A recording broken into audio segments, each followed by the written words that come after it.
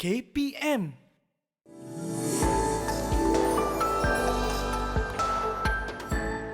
Assalamualaikum warahmatullahi wabarakatuh dan salam sejahtera. Anak-anak, pernahkah anda melihat ada antara rakan anda yang sangat mudah mencapai matlamat yang mereka ingini? Atau pernahkah anda sendiri mengalami situasi di mana anda pula sukar mencapai matlamat yang anda inginkan, sedangkan anda merasakan anda telah meletakkan seluruh tenaga dan usaha untuk mencapai matlamat tersebut? Hari ini, saya, Cikgu Suziana binti Marni atau lebih mesra dipanggil Cikgu Uji, akan bersama-sama anda semua mengupas topik efisienkah anda?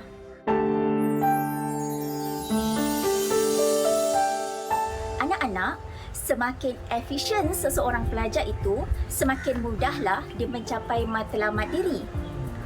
Persoalannya, apa itu efisien? Efisien bermaksud seseorang yang boleh menjalankan tugas dengan cekap dan berkesan tanpa pembaziran waktu dan tenaga. Jom kita lihat contoh berkaitan dengan efisien.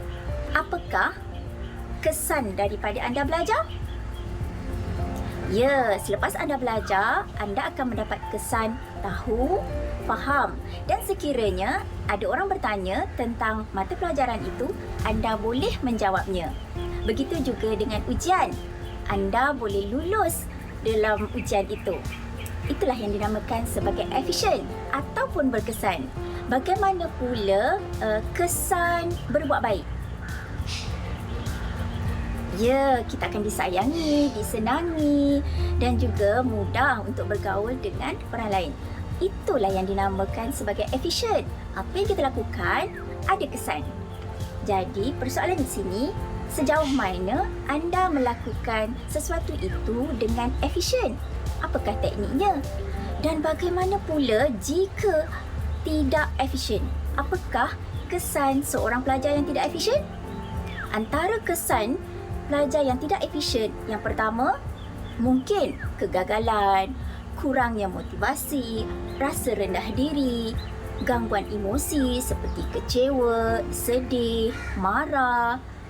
Dan bagaimana pula anda?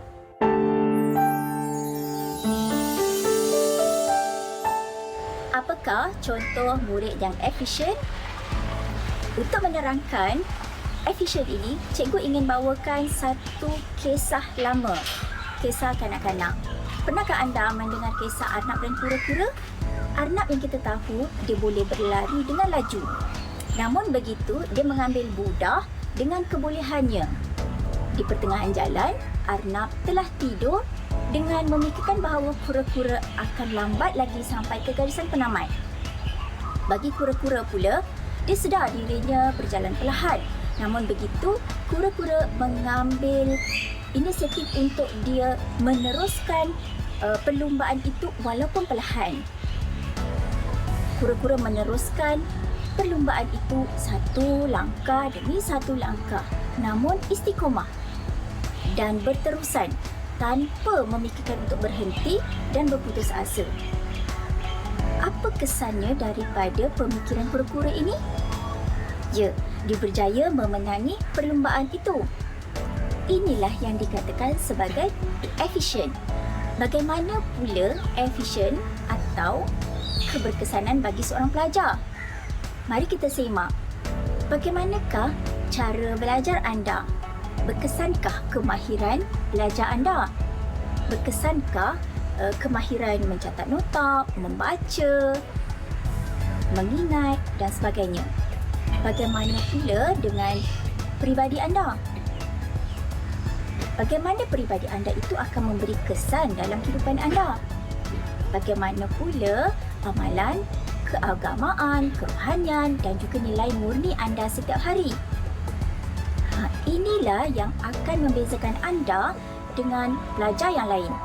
Cikgu Uji akan kongsikan 3 tip menjadi murid yang efisien. Yang pertama, kualiti peribadi. Yang kedua, kualiti nilai murni atau kerohanian. Dan yang ketiga, kualiti kompetensi belajar.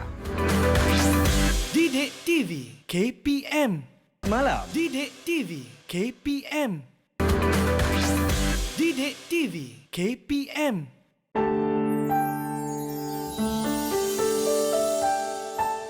Kualiti peribadi ialah perkara yang berkaitan tentang diri kita. Contohnya seperti penampilan diri dan juga cara berkomunikasi. Bagaimanakah anda menguruskan diri untuk pergi ke sekolah? Bagaimana pula anda menguruskan diri ketika ingin berhadapan skrin komputer ataupun telefon ketika PDPR? Berapa kalikah anda mandi dalam sehari? Ya, pengurusan diri akan menentukan penampilan diri yang baik. Bermula dari anda bangun tidur, bagaimana anda menggosok gigi. Pastikan anda menggosok gigi dengan berkesan, bersih dan juga memastikan cara anda memberus gigi itu boleh menghilangkan bau mulut. Bayangkan ketika anda bercakap dengan orang lain, bau mulut yang tidak menyenangkan itu keluar dari mulut anda. Bagaimana perasaan orang yang anda dampingi? Bagaimana pula jika anda bercakap dengan guru anda?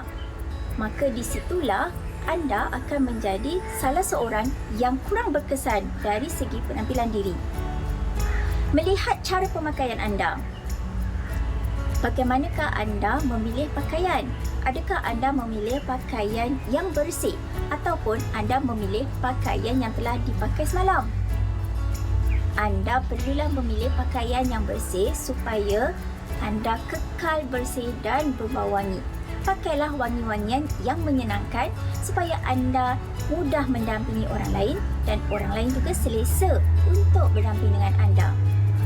Terutama apabila anda berjumpa dengan guru anda ketika anda bertanyakan soalan atau berbincang pelajaran dengan mereka. Apabila anda dapat menguruskan diri dengan baik dan dapat menampilkan diri dengan kemas dan bersih, anda akan disenangi. Apabila anda disenangi, anda akan memberi kesan yang baik dalam pelajaran anda. Begitu juga dengan keadaan kuku, rambut dan juga kulit anda. Kebersihan yang baik akan memastikan anda selesa dalam pembelajaran anda. Pastikan anda sentiasa menyemak kebersihan diri. Lihat juga cara komunikasi anda. Sekiranya anda berkomunikasi dengan sopan, bahasa yang baik, pastinya anda akan disenangi oleh rakan-rakan dan guru anda. Ketika itu, sekiranya anda ada soalan yang tidak difahami ataupun pembelajaran yang tidak difahami, bila anda berbahasa dengan sopan, berkomunikasi dengan baik, ramai yang akan membantu anda. Mereka akan senang dengan anda dan seronok untuk memberi pertolongan. Jadi pastikan kualiti peribadi yang baik ini akan memastikan anda menjadi seorang yang efisien dan mudah mencapai matlamat diri.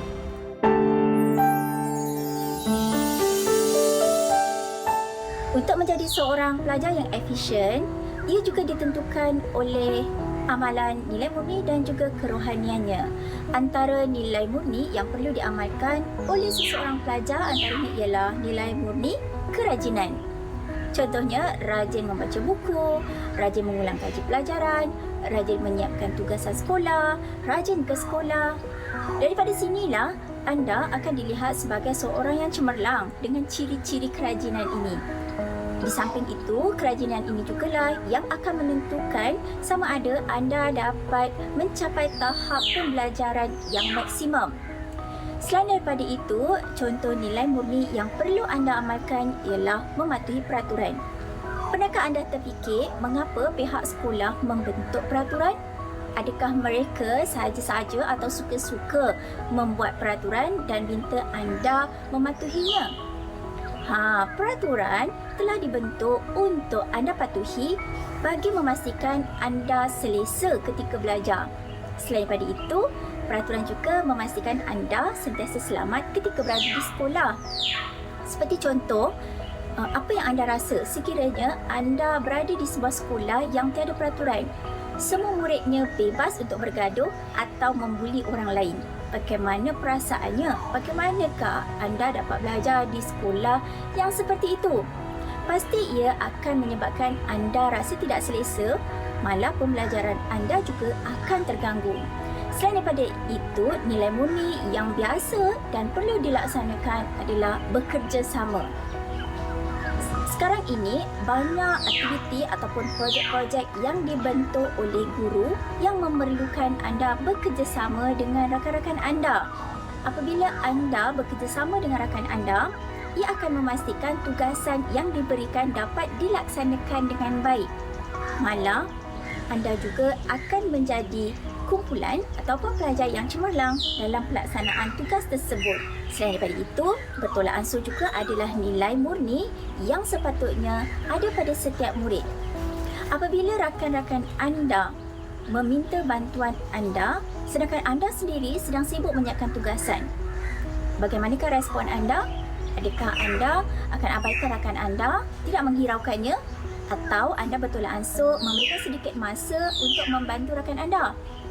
Di situlah penilaian rakan-rakan anda terhadap anda akan terbentuk.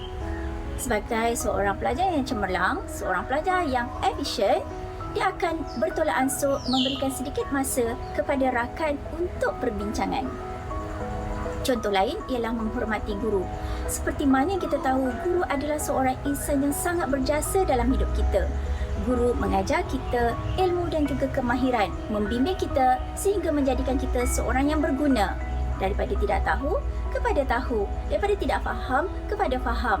Jadi, apabila anda sentiasa menghormati guru, anda akan lebih disenangi, lebih disayangi dan pasti kejayaan itu akan menjadi milik anda. Selain daripada nilai murni, amalan kerohanian adalah sangat penting untuk menjadikan anda seorang pelajar yang efisien. Apabila anda melaksanakan kerohanian ataupun keagamaan yang anda perlu amalkan, contohnya sebagai seorang Islam, anda perlu mengamalkan amalan solat 5 waktu, berpuasa dan banyak lagi perkara yang telah diajarkan dari kecil. Apabila anda dapat melaksanakan amalan kerohanian dan keagamaan ini, maka anda akan menjadi seorang yang lebih efisien.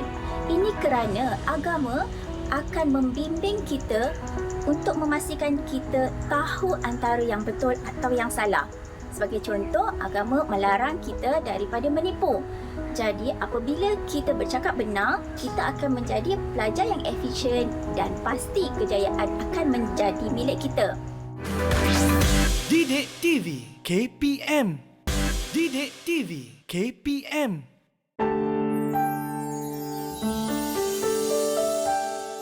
Kalau tadi cikgu dah kongsikan kualiti penampilan diri, kualiti nilai murni dan kerohanian, sekarang apa pula kualiti kompetensi belajar? Iaitu tips belajar efisien yang ketiga. Okey, kompetensi itu apa? Kompetensi ialah kemahiran. Kompetensi belajar pula? Kemahiran belajar. Pandai, bagus. Seorang pelajar yang efisien pastilah mempunyai kemahiran belajar yang betul.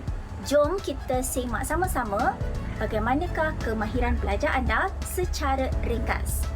Apakah contoh kemahiran belajar seorang pelajar? Contohnya yang pertama ialah kemahiran mendengar, kemahiran membaca, kemahiran menulis, kemahiran mencatat nota dan kemahiran mengingat. Mari kita semak satu persatu secara ringkas sahaja. Contohnya seperti kemahiran membaca. Bagaimanakah cara anda membaca buku? Adakah anda membaca secara keseluruhan ataupun membaca secara berhati-hati? Terdapat pelbagai jenis cara membaca mengikut keselesaan.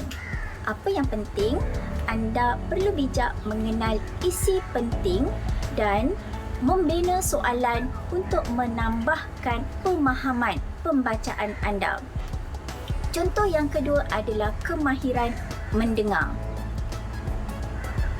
Ketika anda berada dalam kelas, bagaimanakah cara anda mendengar pengajaran yang disampaikan oleh guru? Sebagai contoh, anda memilih untuk berada di bahagian hadapan sekali. anda mengenal pasti idea ataupun isi pengajaran yang guru sampaikan. Anda buatkan nota ringkas ketika mendengar dengan teliti dan memilih suara guru sebagai fokus utama. Itu adalah contoh kemahiran mendengar yang anda boleh amalkan. Dalam konteks PDPR sekarang, kemahiran mendengar yang aktif contohnya seperti memastikan anda duduk di hadapan skrin telefon ataupun komputer dengan baik dan hanya mendengar suara guru adalah cara yang terbaik dalam teknik mendengar. Sebagai contoh, teknik mengambil nota. Sekarang terdapat pelbagai cara untuk mencatat nota. Contohnya seperti nota bergambar ataupun grafik, mencatat nota secara isi penting ataupun ringkasan, mencatat nota menggunakan kaedah peta minda, menggunakan kata kunci. Apa yang penting, nota yang anda ambil tadi haruslah anda boleh faham. Maknanya apa yang anda catatkan itu anda boleh faham. Kemahiran mengingat pula. Apakah contoh kemahiran mengingat? Terdapat juga pelbagai jenis cara mengingat isi pembelajaran. Contohnya, mengingat isi penting ataupun mengingat secara akronim, bunyi seakan, akrostik. Banyak pula perkataan-perkataan baru yang Cikgu Uji sebutkan. Baik, ini adalah contoh-contoh kaedah mengingat yang mana biasa diamalkan oleh pelajar. Anda juga boleh mencarinya sendiri kerana Cikgu Uji hanya berkongsi secara umum sahaja tentang teknik mengingat. Baik, apa kepentingan anda sebagai pelajar untuk meningkatkan kualiti kompetisi belajar ini? Dengan meningkatkan kualiti kompetisi belajar ini, pastinya anda akan dapat memaksimumkan pemahaman anda dalam pelajaran anda. Apabila anda faham, anda dapat, maka anda akan dapat menguasai pelajaran itu dengan baik. Jadi bagaimana kita dapat memastikan anda dapat melaksanakan kualiti-kualiti ini dengan baik? Cikgu Uji nak kongsikan tips 3B. Apa dia? Iaitu B yang pertama ialah baca, B yang kedua ialah bertanya, B yang ketiga ialah beramal. Ketiga-tiga tips kualiti tadi perlulah disokong dengan 3B itu. Okey, iaitu 3B. Yang pertama baca, bertanya dan juga beramal. Ketiga-tiga kualiti ini hanyalah penerangan ringkas yang Cikgu Uji buat tadi. Jadi, anda perlu menambah pemahaman dengan membaca. Sama ada membaca melalui buku ataupun internet. Cari bahan-bahan yang berkaitan dengan kualiti penampilan diri, kualiti nilai murni dan juga kualiti kompetisi belajar. Setelah anda baca, namun anda masih tidak faham, anda boleh bertanya. Tanyalah kepada ibu ayah, kakak, abang, guru atau siapa sahaja yang ada di sekeliling anda yang boleh membantu anda. Setelah anda baca, anda fahami, maka amalkan semua yang anda telah perolehi tadi. Anak-anak di luar sana, untuk menjadi pelajar yang efisien, ia tidaklah datang secara mudah dan sendiri. Ia perlu dilatih dan perlu diamalkan setiap hari. Ilmu untuk menjadi pelajar yang efisien perlulah dicari. Sentiasa gali kemahiran-kemahiran baharu yang boleh meningkatkan keberkesanan anda untuk mencapai matlamat diri. Apa yang penting, tanya kepada diri sendiri, nak atau nak sangat untuk menjadi pelajar yang efisien? Bak kata pepatah, orang-orang bijak pandai kata, orang yang pandai tak semestinya berjaya. Tapi orang yang rajin dan sabar pasti berjaya. Cikgu Uji doakan anak-anak yang ada di luar sana akan mendapat kejayaan di dunia dan di akhirat. Sentiasa dilindungi oleh Allah, sejahtera, bahagia dan ceria. Assalamualaikum warahmatullahi wabarakatuh. Jumpa lagi.